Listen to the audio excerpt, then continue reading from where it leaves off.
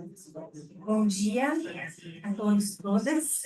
Sejam bem-vindos à nossa casa, quem está presencialmente na CIV hoje, e também muito bom dia para quem nos acompanha de forma remota. Hoje nós temos o prazer, no nosso encontro de psicanálise, de receber a colega Martina Melinha de Oliveira. Martina, seja muito bem-vinda. Obrigada por teres aceito o nosso convite, né, para trazer, na verdade, um tema que sei que te é muito caro, ao qual tu vem te dedicando há muito tempo, né, e que acho que é um tema mais do que necessário também, né, para a atualidade, para a psicanálise contemporânea. Então, Martina, seja muito bem-vinda. Obrigada, Débora. A Martina vai nos falar sobre a ética e alteridade, os limites de analisabilidade no fazer clínico contemporâneo.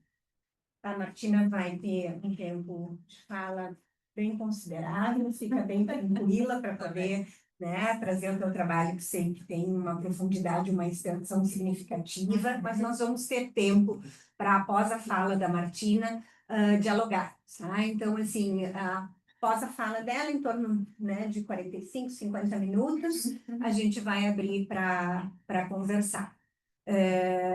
Eu abro as inscrições para fala, sim, que a Martina finalizar a fala dela, tá? Seja pelo chat, pelas reações no chat, pelo chat mesmo e aqui presencialmente também. Martina, seja bem-vinda, que prazer te receber. Débora, é um prazer. Eu preciso desse ou aqui na volta? Então, bom dia a todos. É uma alegria receber o teu convite, Débora, que durante um bom percurso dessa minha pesquisa, a gente trabalhou muito de perto e muito juntas, então é uma alegria que hoje eu possa trazer um tema que para mim é muito caro e que fiquei pensando que ele é um tema que ele começou a suscitar em mim maiores indagações, assim, no final da minha formação em psicanálise aqui na SIG. Tive, então, daí a alegria de ter como tema de pesquisa na universidade, como minha dissertação de mestrado. Nesse sentido, queria cumprimentar o professor Nelson Ernesto Coelho Júnior, que vi que está online e me avisou que vai sair um pouquinho mais cedo, então fica desde já o meu agradecimento e reconhecimento pela interlocução. E é uma alegria poder trazer, então, de volta para a SIG um tema que, de alguma maneira, nasceu daqui. Vou trazer um recorte, então, né, da minha pesquisa de mestrado e fico pensando que eu acabei por eleger e privilegiar contribuições freudianas para que a gente possa pensar um fazer clínico na psicanálise contemporânea. Então, conto também com todas as colaborações de colegas para que a gente possa, num segundo momento, pensar uma discussão a partir de autores contemporâneos do que eu vou trazer. Bom, vamos lá então. Se for muito longo, tu me dá um corte, Débora. Tranquilo. A psicanálise tem seu início a partir da atitude investigativa adotada por Sigmund Freud frente à psicopatologia. Ao escutar o sintoma neurótico, Freud conceitualizou o inconsciente e desenvolveu uma teoria a respeito do funcionamento do aparelho psíquico, bem como um método de tratamento do que denominou neuroses de transferência. Nesse sentido, há um primeiro momento da obra freudiana que podemos situar no texto a interpretação dos sonhos, marcado pelo desenvolvimento do modelo do sonho, bem como de um método de interpretação do mesmo como a via régia de acesso ao inconsciente. Esse modelo é seguido pelos ensaios de metapsicologia publicados entre 1914 e 15, dentre eles Pulsões e seus Destinos, O Recalcamento e o Inconsciente, que dão conta de um entendimento de um funcionamento psíquico que opera sob a ação do recalcamento, configurado a partir de instâncias psíquicas consciente, pré-consciente e inconsciente. Nessa perspectiva, o sintoma neurótico é entendido como um retorno do recalcado, ou seja, uma formação de compromisso entre duas instâncias que expressa conteúdos inconscientes e representados simbolicamente. A histérica sofre, na maior parte, de reminiscências, nos dizem Freud e Breuer em estudos sobre a histeria. Como nos aponta o seu criador, a psicanálise não brotou das rochas e nem caiu do céu, visto que a mesma é fruto de indagações à prática médica vigente em que neurologistas buscavam, através de experimentos como a hipnose e a prática da sugestão direta, ligar os sintomas histéricos a lesões cerebrais. René Roussillon entende o marco inaugural da psicanálise no movimento de dar um passo para fora da sugestão, para fora da hipnose, para que o sofrimento histérico pudesse ser escutado a partir das produções do inconsciente. Nos diz Roussillon. Freud desenvolve o modelo do sonho e da interpretação do mesmo como a via régia para tentar se livrar de toda acusação da influência sugestiva. O sonho e as produções do inconsciente têm um lugar fora da presença do psicanalista. No decorrer da história da psicanálise, a prática clínica segue interrogando e fazendo trabalhar os seus pressupostos teóricos, possibilitando que a teoria psicanalítica se complexifique e se amplie. Achados clínicos levam Freud a pensar as neuroses narcísicas, o que leva a ampliar o seu entendimento a respeito do funcionamento psíquico. O texto freudiano de 1920, além do princípio do prazer, propõe uma reformulação da teoria pulsional, estendendo o entendimento psicanalítico de forma a abarcar conteúdos não representados simbolicamente e trazendo à luz, portanto, o tema da compulsão à repetição, a partir de um psiquismo não só governado pelo princípio do prazer, mas também aquém do mesmo. O mortífero pulsional entra em cena e a psicanálise tem seu campo de escuta ampliado para além do sofrimento neurótico. É um segundo momento da obra freudiana, consagrado em 1923 com a publicação do Eu e do Id. Roussillon aponta com precisão a importância desse escrito para o entendimento teórico clínico acerca dos padecimentos psíquicos. Vou citar. Freud sublinha que não é mais possível dizer o inconsciente, pois há mais de um, e ele enumera os conteúdos inconscientes suscetíveis de se tornarem conscientes com certa facilidade, aqueles do pré-consciente, os conteúdos recalcados, portanto, tornarem conscientes como efeito da utilização de uma defesa, e que não voltarão a ser conscientes senão por todo um trabalho psíquico de reapropriação. E, por fim, novidade na paisagem psíquica, conteúdos não suscetíveis de se tornarem conscientes sob essa forma, através desse trabalho psíquico de reapropriação, e que, portanto, deverão ser transformados para poder vir a se tornar conscientes. Assim, ele designa os conteúdos do Id.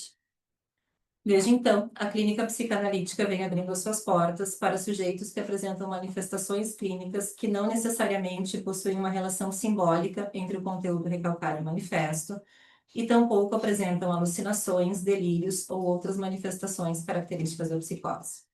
O que ficava antes à margem de uma escuta psicanalítica, hoje passa a ocupar um importante lugar no debate teórico, interrogando novamente a técnica e a teoria psicanalítica a respeito dos seus pressupostos.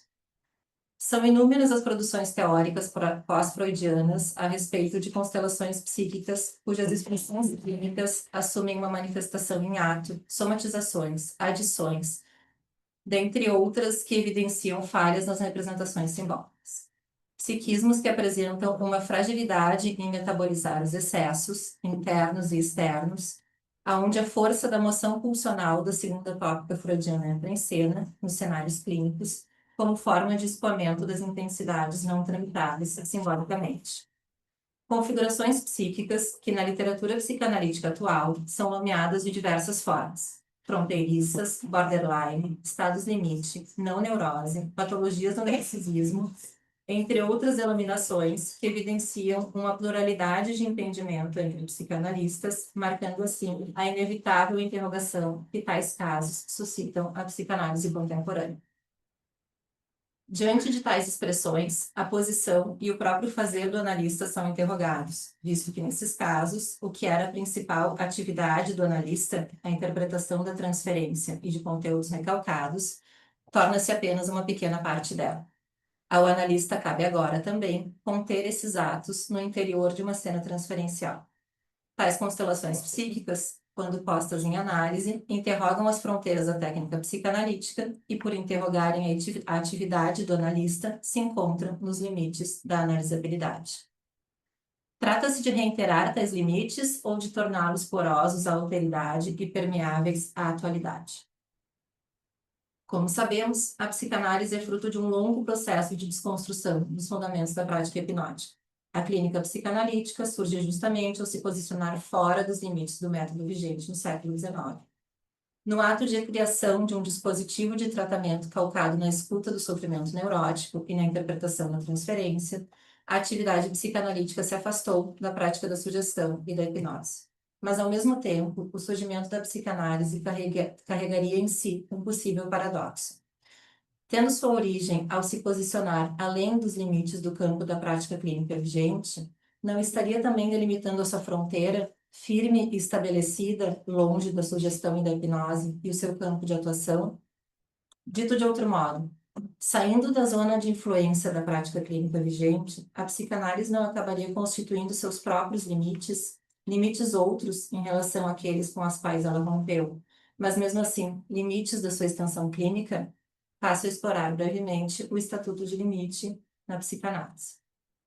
Joel Birman propõe um debate acerca dos limites da clínica psicanalítica a partir de duas versões. Na primeira, o limite assumiria a função de uma delimitação da clínica psicanalítica com fronteiras seguras e bem estabelecidas. Teria o seu campo de efetividade e legitimidade clínica circunscrito ao registro das neuroses. O autor defende que essa primeira versão implicaria sua identificação com uma certa cura tipo clássica, a partir de uma referência nosográfica. Sublinha sua relevância efetiva sob o ponto de vista histórico e teórico, porém nos aponta que o que ocorreu posteriormente na história do movimento e da experiência psicanalítica foi a transformação desse modelo num cânone, o que implicou, então, sustentar que a verdadeira psicanálise seria aquela que se pautasse pelo dito modelo da cura-tipo, fora do qual estaríamos ante a uma falsa experiência de análise. Nessa perspectiva, a verdadeira psicanálise seria então marcada pela real profundidade, enquanto a falsa seria caracterizada pela superficialidade. Isso é, seria regulada pela persuasão e pela influência, grifo essas duas palavras, do psicoterapeuta sobre o paciente.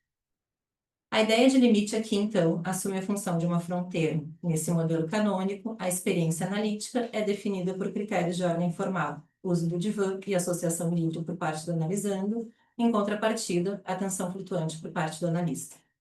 Fora desses marcos bem definidos, não haveria análise possível. É nesse contexto que, em Caminhos da Terapia Psicanalítica, de 1919, Freud traz como analogia a atividade do psicanalista o trabalho do químico, no sentido de dissecação e decomposição do sintoma, visto que o mesmo é, como todas as atividades anímicas, de natureza altamente composta. O psicanalista analisa, ou seja, decompõe a atividade psíquica do sujeito em análise em suas partes constitutivas, elementares, mostrando esses elementos instintuais ou pulsionais isoladamente. Seria essa, portanto, a atividade do analista nas neuroses de transferência, interpretar a transferência e as produções do inconsciente e eliminar as resistências. Freud, nesse mesmo texto, reitera a abstinência como regra fundamental por parte do analista, confiando ao analisando a grande capacidade de unidade do que chamamos eu, em integrar em si todos os elementos que até então estavam dissociados, promovendo novas ligações. Assim, a atividade do analista é circunscrita a tornar consciente o recalcado, pôr descoberto as resistências, não participando de forma ativa nas novas sínteses possibilitadas pela elaboração. Às bordas dessa virada dos anos 20, Freud nos diz que nisso já somos ativos o bastante, sem dúvidas. É fundamental ressaltarmos a importância desse modelo clínico proposto na primeira tópica e sua eficácia terapêutica. Foi através do distanciamento em relação à hipnose e sugestão que a psicanálise pôde surgir e o método psicanalítico, calcado na interpretação das produções do inconsciente, coloca a escuta psicanalítica no campo da alteridade. Porém, o fazer do analista e tais critérios de analisabilidade não demorariam a serem interrogados justamente por formas de psicopatologia que, colocadas em análise, apontariam para os limites da teoria e da técnica até o momento desenvolvido. Diante de situações clínicas onde a capacidade de síntese é falha no analisando, o fazer do analista se vê próximo às zonas que até então pareciam não fazer parte da sua atividade.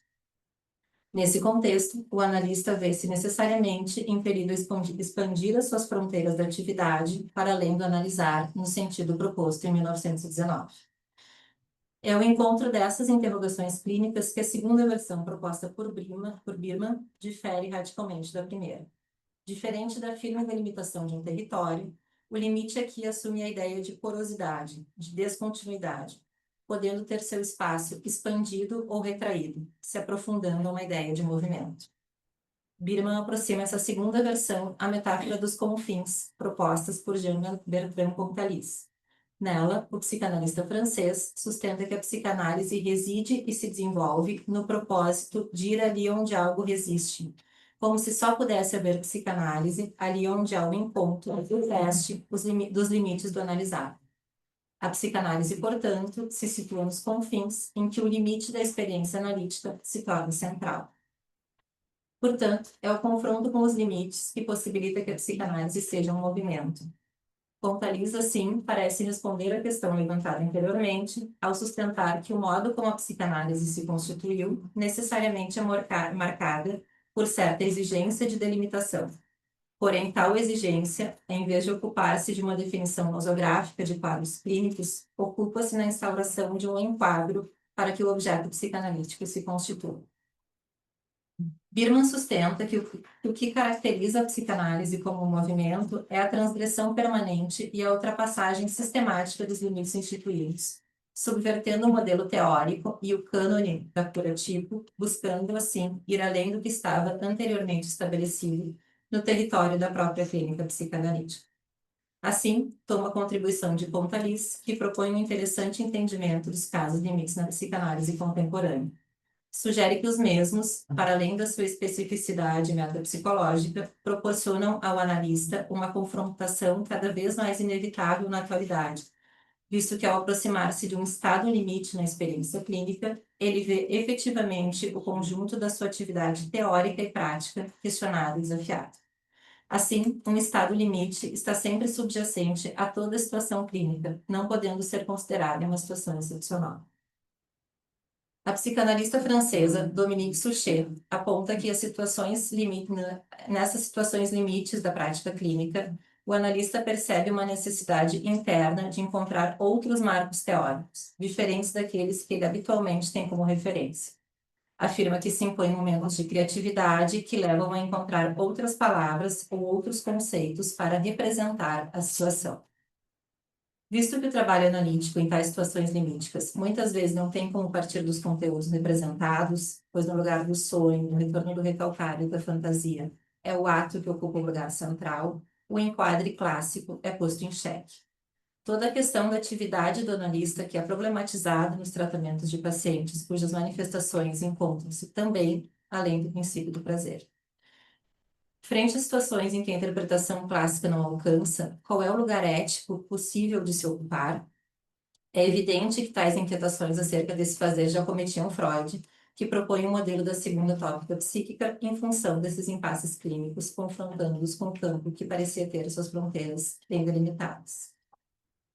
As formulações teórico-clínicas propostas por Freud ao final da sua vida evidenciam a preocupação do criador da psicanálise acerca desses questionamentos. Propostas que trazem consigo necessariamente discussões acerca do fazer do analista, nas quais a abstinência é trazida para o primeiro plano, assim como as práticas que pareciam seguramente distantes do fazer clínico do analista, a influência e a sugestão. Como Freud vai propor essa transformação, essa ligação psíquica daquilo que não se encontra sob a ação do recalcamento, é o que eu gostaria de apresentar a seguir.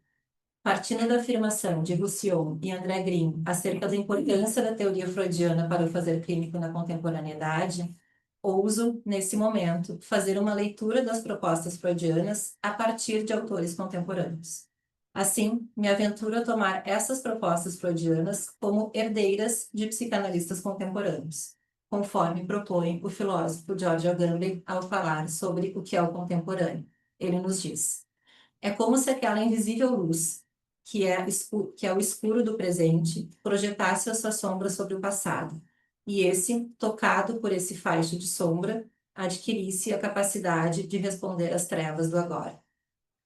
Obviamente, cabe ressaltar o entendimento de Sylvia Plathman, que frisa que não se trata de acomodar os paradigmas fundamentais aos tempos presentes, e sim de decantá-los, tomando tais paradigmas os aspectos que possam unir o rigor teórico com uma fecundidade prática.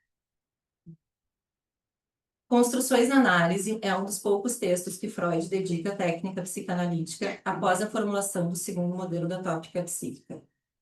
Nesse texto, o criador da psicanálise propõe uma fértil discussão sobre o fazer do analista, a qual acompanha suas recentes formulações teóricas e remete aos questionamentos surgidos pela post-análise de psicopatologias cujas manifestações psíquicas diferem daquelas das neuroses. O problema ao qual ele se dedica concerne a validade de uma interpretação oferecida pelo analista.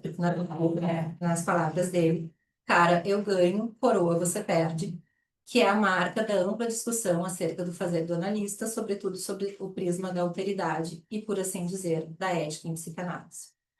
Segundo Freud, se agíssemos de acordo com esse famigerado princípio, sempre teríamos razão diante do pobre coitado que analisamos, qualquer que seja a resposta ao que dizemos, nos dizer.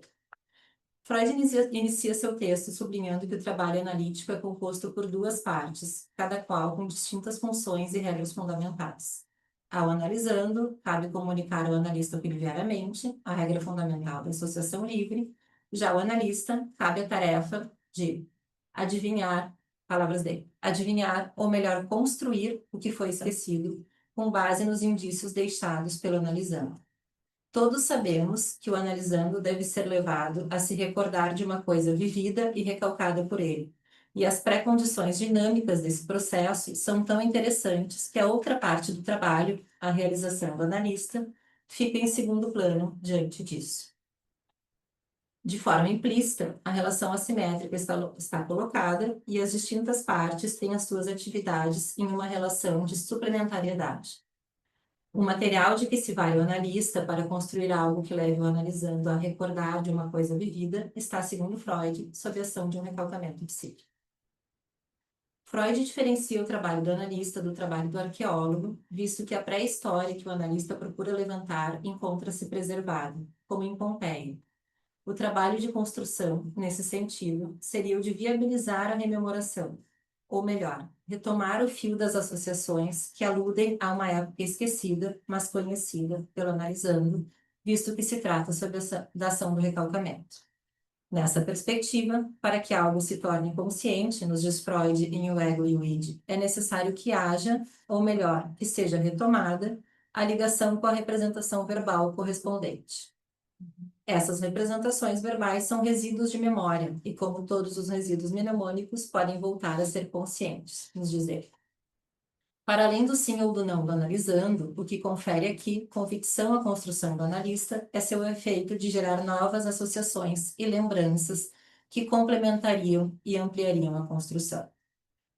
O psicanalista Bernard Chervet aponta que a construção assume um aspecto de reminiscência, que liga a rememoração à repetição, como proposto por Freud, ao ponto que poderíamos rebatizar o artigo de 14, segundo ele, de recordar, repetir e construir. Em consonância com esse entendimento, Dominique Suchet sustenta que a atividade de construção não concerne apenas ao desenvolvimento pragmático de uma técnica para análise de pacientes difíceis. Ela consiste na atividade psíquica do analista, inerente a toda situação analítica. Ainda segundo ela, a construção trabalha silenciosamente no pensamento do analista e este deve reconhecer a sua origem entre a sugestão e a catarse.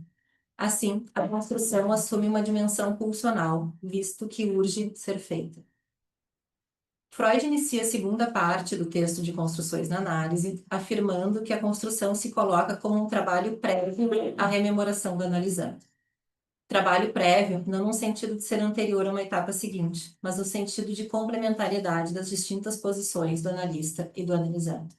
Nos diz ele, o analista conclui um pedaço de construção e transmite ao analisando, para que tenha algum efeito sobre ele. Em seguida, constrói mais um pedaço, a partir de um novo material que flui, e age da mesma forma com esse, e prossegue nessa alternância. Ao encontro desse entendimento da suplementariedade da relação assimétrica, Roussillon frisa que a escuta do psicanalista se volta para as associações do analisando, sob o entendimento que é uma ligação implícita e inconsciente, e que o analista deverá construir hipóteses considerando essa ligação, na qual ele deverá, inclusive, reconstruí-la, para evidenciar a lógica que anima a linha associativa sob a ação do recalcamento. Assim, o autor sustenta que o analista associa sobre as associações do analisando, e particularmente nas interrupções dessas associações. Portanto, a situação psicanalítica é uma situação de coassociações, de associação a dois, conforme sustenta o psicanalista francês. Voltando ao texto freudiano. Freud continua distinguindo de forma clara interpretação de construção. Diz ele, interpretação diz respeito àquilo que se faz com o elemento do material, com uma associação, um lapso, etc. Trata-se de uma construção, porém, quando apresentamos ao analisando um pedaço da sua pré-história esquecida. É interessante que tal definição, que aparentemente nada apresenta de novidade à teoria psicanalítica, abre caminhos para o que Freud nos atentará a seguir. Somente um ponto requer investigação e esclarecimento. O caminho que parte da construção do analista deveria terminar na recordação do analisando, mas nem sempre chega até lá. Frequentemente, não conseguimos levar o paciente à recordação do que foi recalcado. Ao invés disso, nele obtemos, se a análise foi corretamente conduzida, uma firme convicção da verdade da construção, que tem o mesmo resultado terapêutico que uma lembrança conquistada. Tal observação abre a última parte de Construções na Análise, em que Freud traz as suas inquietações clínicas para que a técnica psicanalítica siga ampliando as suas perspectivas, destacando a dificuldade existente em cumprir com o propósito ideal do tratamento, ou seja, a eliminação da amnésia infantil. Como vimos, após em análise de casos em que as formações do inconsciente não são predominantes e que outras formas de expressão da constituição psíquica vêm ao primeiro plano nas cenas analíticas, problematizou o fazer do psicanalista, visto que as fronteiras da sua atividade e da do analisando parecem não tão bem definidas. É nesse sentido que a construção do analista adquire um protagonismo ainda maior, diferente daquele trabalho de coassociação com neuróticos, para usarmos o termo de Rousseau. Se nem sempre nos encontramos na ideal situação em que uma construção viabiliza a rememoração, como pensar a técnica e o fazer do analista em tais situações clínicas? Nos aproximamos agora de um cenário diferente daquele de uma pré-história preservada e representada por formações do inconsciente. Cenário não tão nítido e conservado como aquele de Pompeia. As cenas vividas aqui são impossíveis de serem lembradas, visto que se há alguma relação com o recalcamento, é com o recalcamento originário, com inscrições fundadoras e não passíveis de serem ligadas, pelo analisando as representações palavras.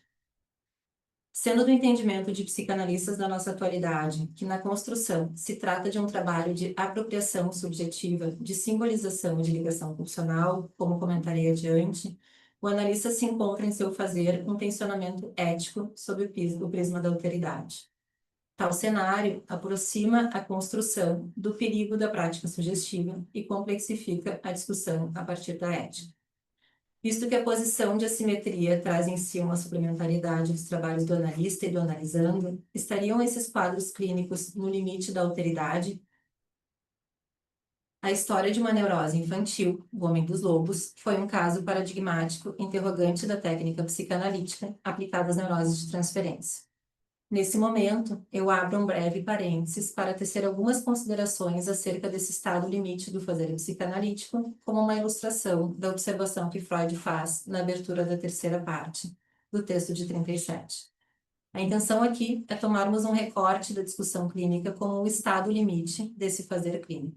Nas palavras de Freud, contentemo-nos, então, com a obscuridade. É natural que um caso como esse possa dar motivo para pôr em discussão todos os problemas e os resultados da psicanálise. A análise do sonho de Homem dos Lobos perdurou por vários anos e suscitou uma série de questionamentos que culminaram em uma ampla discussão sobre a cena primária. Freud chega à hipótese de uma construção de cena primária justamente por questionar-se acerca da precoce idade em que o analisando relata ter tido o sonho e como seria possível o sonho representar uma lembrança de uma época ainda anterior aos 3, 4 ou 5 anos de idade.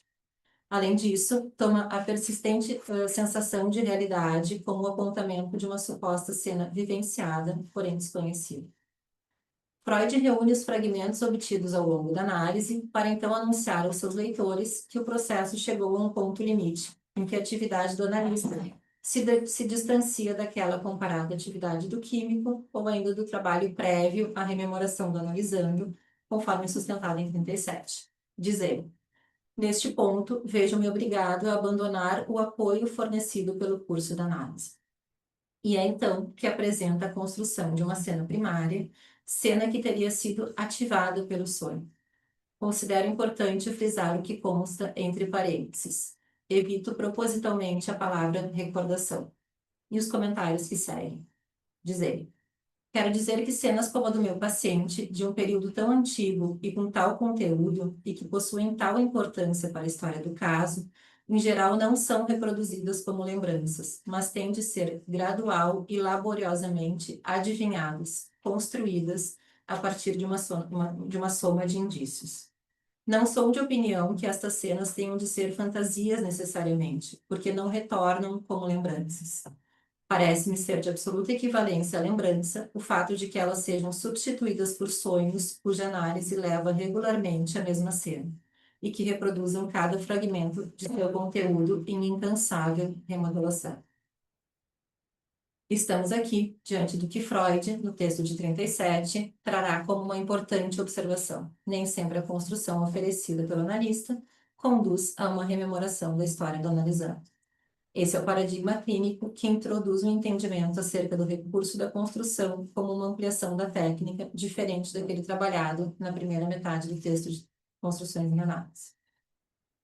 E aqui provavelmente nos encontramos frente à questão crucial no que tange a problematização da atividade na clínica para casos além da neurose. Visto que estamos cada vez mais distantes da interpretação clássica, em que as produções do inconsciente têm lugar fora da pessoa do analista, nos reaproximamos de um outro cenário, aquele da influência sugestiva.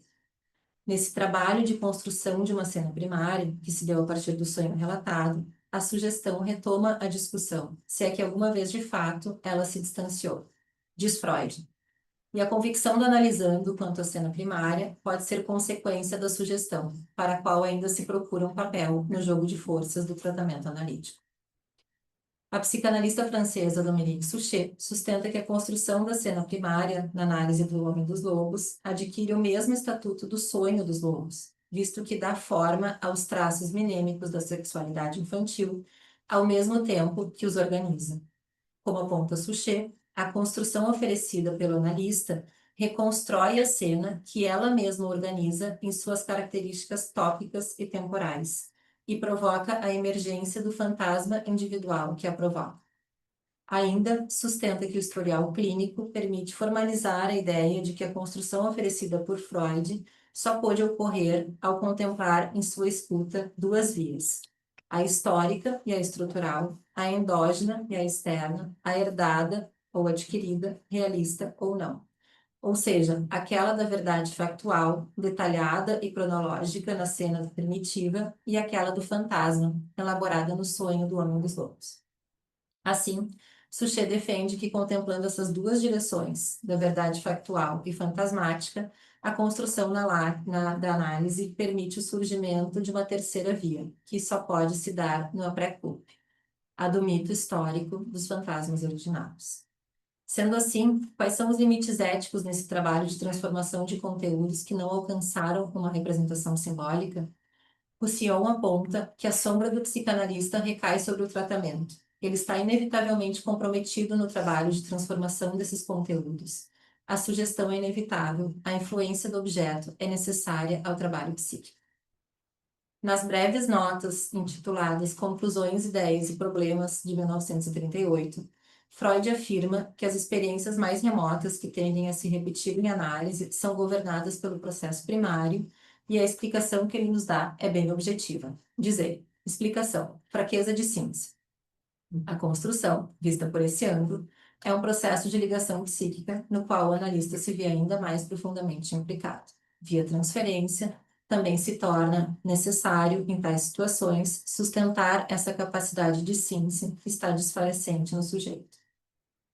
É a partir de tal leitura que Roussillon sublinha que construções da análise marcam a evolução na técnica psicanalítica, fundamental para o fazer clínico nos processos de análise de tais casos. Diz ele: A questão não pode mais ser a de como evitar a sugestão, mas sim como essa deve ser organizada para que seus efeitos alienantes sobre a liberdade do sujeito sejam os mais reduzidos possíveis, para que a sugestão seja organizada de tal modo que ela configure o caminho para sair da sugestão.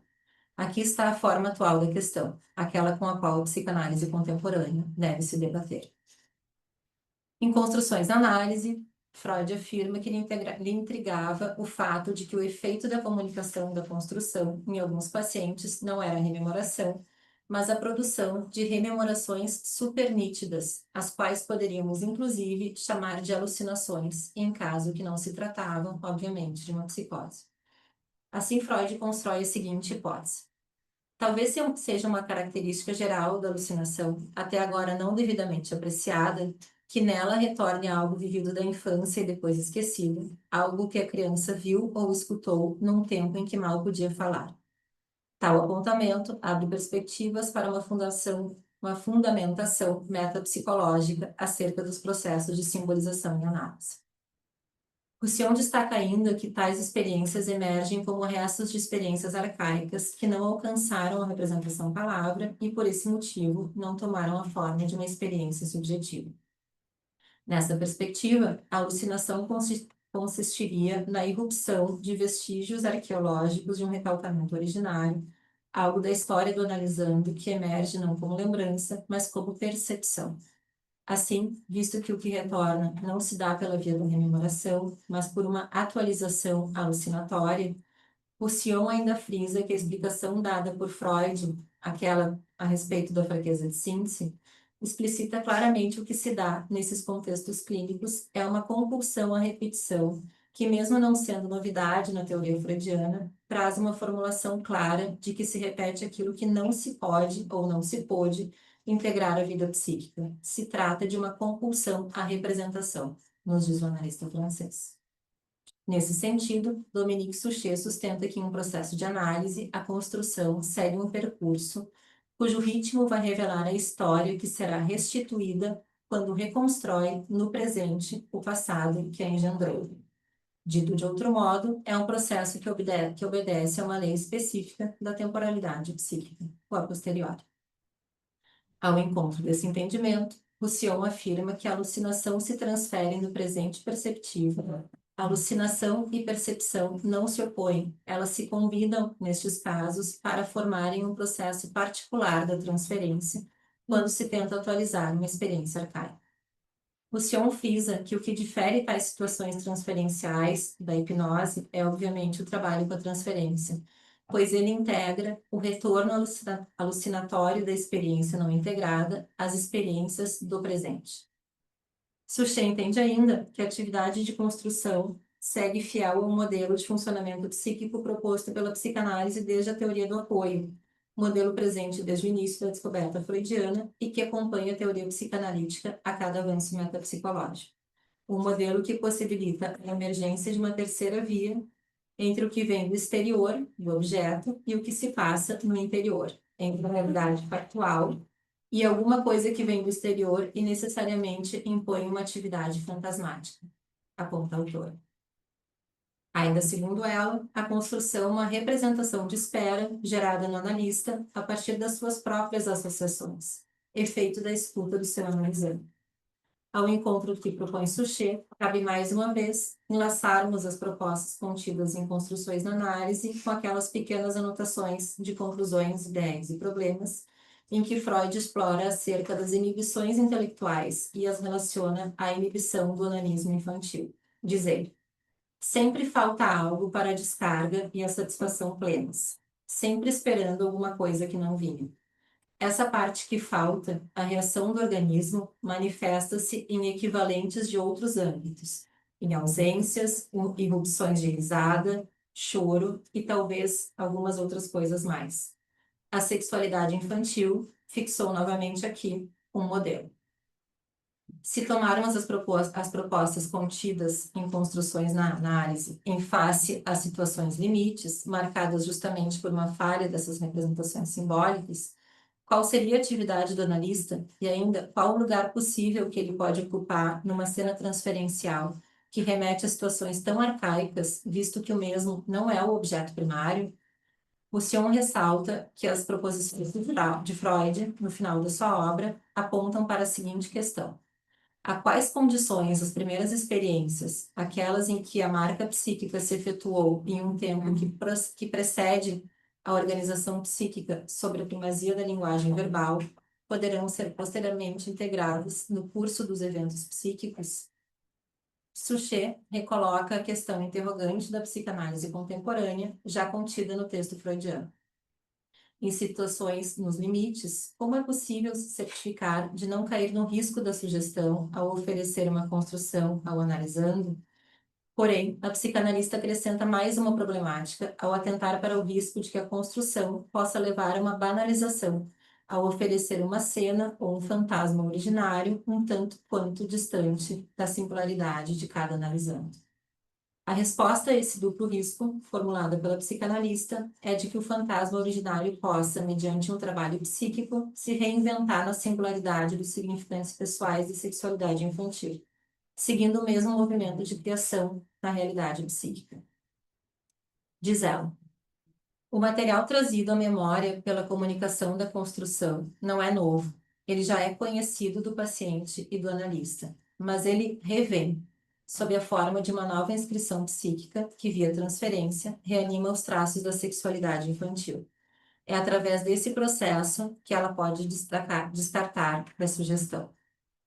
Eu considero importante ressaltar que o verbo utilizado no texto original, revient, que eu traduzi como revém, ele se difere do verbo retornar, retourner.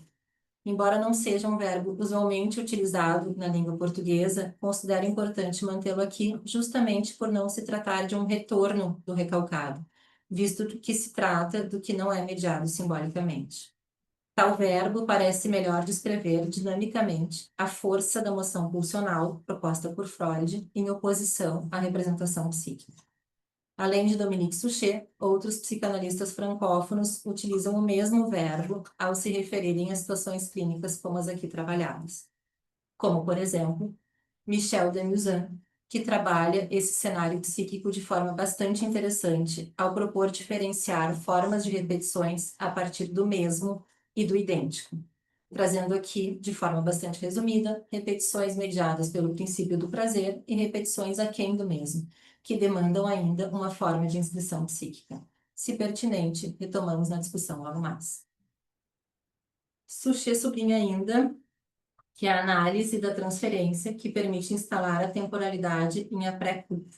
Segundo ela, é característica de uma construção psíquica nessas condições limites. Assim como Rousseau, a psicanalista frisa que também é a análise da transferência que descarta a construção da prática sugestiva. Nessa perspectiva, Rousseau defende que o processo de análise consiste em um trabalho de apropriação subjetiva do analisando, visto que se trata de um processo de simbolização nas experiências arcaicas. O autor defende que em situações transferenciais situadas nestes limites, uma certa forma de sugestão torna-se inevitável, à medida em que é a partir do seu próprio funcionamento psíquico que o analista deverá buscar as intuições necessárias para esse trabalho. Por último, Suchet ressalta ainda que o que é formulado em construções na análise é, de certa forma, conhecido pelo leitor, mas se acha aqui reconstruído. Assim, esse texto tardio nos lembra da história infantil da psicanálise, da mesma forma que a construção do analista traz ao paciente a sua história infantil. Assim, o texto Construções da Análise parece oferecer subsídios para um fazer clínico e um pensar ético nessas situações limite. Uma construção, oferecida pelo analista, só pode ser confirmada se a partir dela gerar novas associações analisando. Essa segue sendo a baliza ética na qual se sustenta todo o tratamento psicanalítico, justamente com a análise da transferência. Ao final da sua obra, Freud apresenta bases para que o movimento psicanalítico possa seguir se desenvolvendo. Ainda que o tema da contratransferência não tenha sido explicitamente citado, é evidente que ele está presente, ainda que de forma subjacente, e permeia toda a discussão do fazer clínico nos estados limites da analisabilidade. São inúmeros os psicanalistas contemporâneos que contribuem teoricamente e de forma consistente a partir de uma ancoragem na metapsicologia freudiana acerca do uso da contratransferência. Pelo tempo da fala de hoje, que a gente já está quase esgotado, deixo aberto desde já o convite para que esse possa ser um dos temas para enlaçarmos logo mais em seguida em nossa discussão. Espero que possamos considerar a afirmação feita no início da minha fala de hoje e contemplarmos a pluralidade de entendimentos possíveis acerca do tema, construindo uma fértil conversa entre colegas logo mais. Para ampliarmos as fronteiras dessa discussão e tangenciar as questões éticas suscitadas nessa problemática clínica, antes de encerrar, me aproximo do pensamento do filósofo lituano Emanuel Levinas, como um certo ensaio de uma ética da contratransferência, uma ética da influência do analista nesses cenários clínicos. A ideia é trazer poucos pontos que contribuam para pensarmos na implicação do analista nesse processo de análise. 5, 10 minutinhos? Sim. Tá. Levinas coloca a alteridade em primeiro plano em relação ao primado do sujeito. Como alteridade, entende ser uma experiência que implica necessariamente uma modificação do sujeito. Nesse entendimento, a alteridade é força constituinte de subjetividade, visto que exige trabalho por parte do sujeito, conforme sublinha Nelson Ernesto Coelho Júnior. O psicanalista nos diz: foge da adequação, adaptação e perfeito encaixe entre o eu e o outro, que reconhece que algo do outro excede sempre a mim. Será, por sua vez, que reconhece que algo do outro excede sempre a mim, e que será, por sua vez, sempre traumática. Trauma e excesso que pedem, que exigem trabalho por parte do sujeito. Philippe Nemo, ao introduzir os seus diálogos com o filósofo lituano, nos diz que Levinas é o filósofo da ética, mas que é impossível considerá-lo como um especialista, visto que a ética não é uma especialidade, mas sim a filosofia primeira, aquela a partir da qual os outros ramos da metafísica adquirem sentido. Coelho Júnior sublinha ainda que Levinas, em contraponto com as filosofias da totalidade, recoloca uma distância entre o eu e o outro, ao colocar a alteridade em um primeiro plano. Em Ética e Infinito, o filósofo discorre sobre a relação interpessoal, sustentando que não se trata de pensar conjuntamente o eu e o outro, mas de estar diante.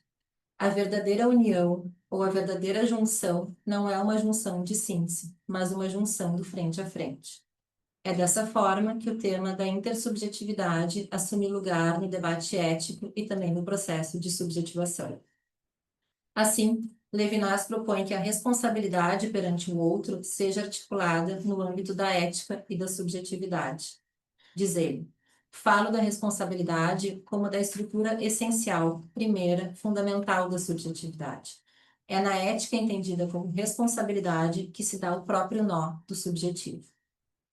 Levinas sustenta ainda que a relação intersubjetiva é sempre assimétrica, visto que a responsabilidade se coloca sem que se espere a recíproca.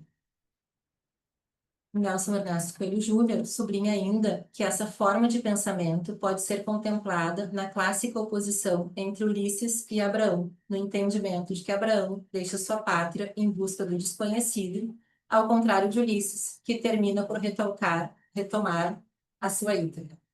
Assim, o contato com a alteridade é sempre entendido como um movimento em que se abre mão do solo conhecido e parte na busca de um desconhecido.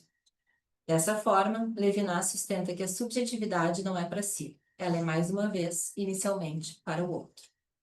Luiz Cláudio Figueiredo e Nelson Ernesto Coelho Júnior entendem a concepção de Levinas como uma matriz de intersubjetividade traumática, justamente por esse encontro com o outro que, em sua radical diferença, é sempre uma experiência traumatizante.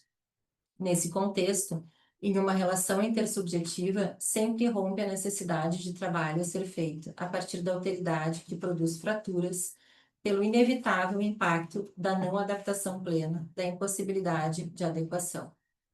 Os autores aproximam, então, o pensamento do filósofo com a psicanálise, ressaltando que tal intersubjetividade traumática se encontra no entendimento psicanalítico em que a sexualidade do outro produzirá um impacto na subjetivação do sujeito em constituição. Apontam que a sexualidade inconsciente do outro aparece assim, simultaneamente constitutiva e traumática.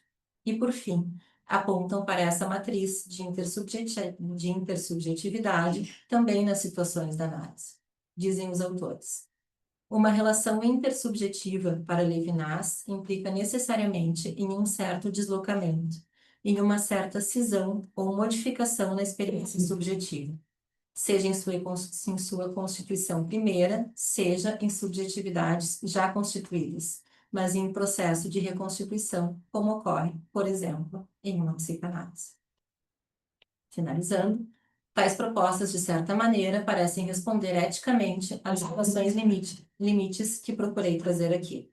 Nesse trabalho de apropriação subjetiva, a célebre frase que Freud toma emprestada de Goethe em Totem e Tabu, aquilo que herdaste dos teus pais, conquista-o para fazer o teu, parece aproximar-se da proposta de apropriação subjetiva e de intersubjetividade traumática. A partir do entendimento dos psicanalistas acerca desta intersubjetividade, cabe nesse contexto clínico, em que o analista se vê profundamente implicado, ressaltar ainda a potência do conceito de ação específica proposto por Freud nos primórdios da psicanálise.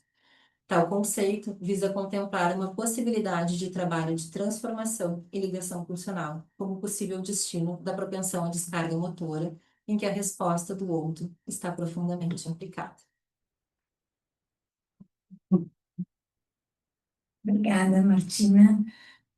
São muitos conceitos, né, que a Martina articula no seu trabalho, e acho que agora nós vamos precisar também, né, articular essas questões dentro da gente para poder conversarmos. Acho que articulações necessárias para que a gente entenda justo a tua proposta, né, da escuta nos limites, né, da literalidade, da contemporaneidade. Então,